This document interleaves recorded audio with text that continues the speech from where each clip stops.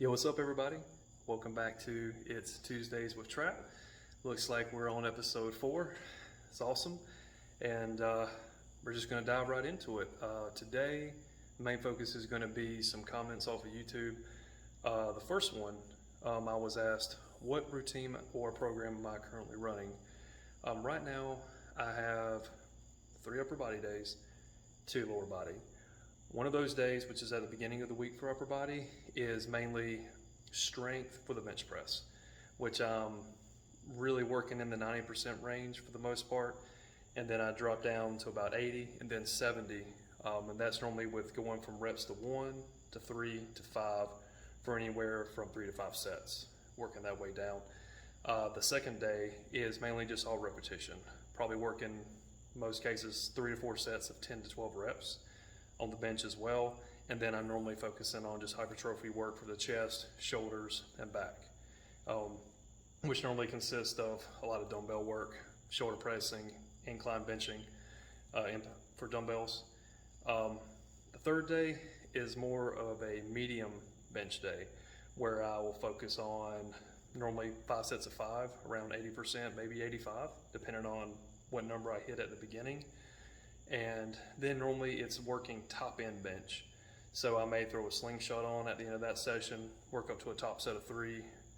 And if I'm not going to use a slingshot, just go straight to a close grip bench or rack pressing, which normally is around the same, using around the same idea, working up to a top set of 3, sometimes 5, depending on where I'm at. The 2 lower body days, 1 for squat, 1 for deadlift.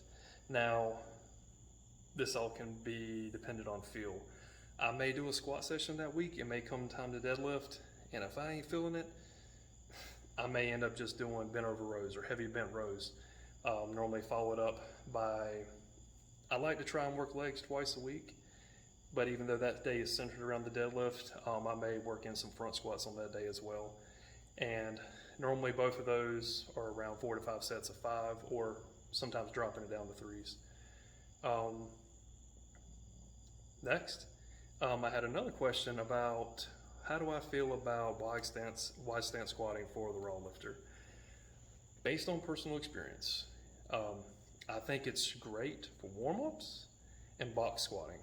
Now, box squatting is a whole nother ordeal, but as far as with the raw lifter, I think it can work really well with hitting the hamstrings and bringing that area up.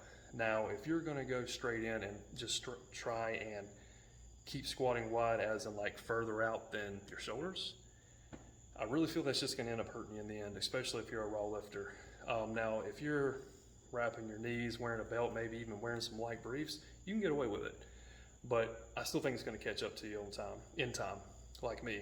It ended up causing knee issues. Now, that's probably not everybody. This is based on personal experience.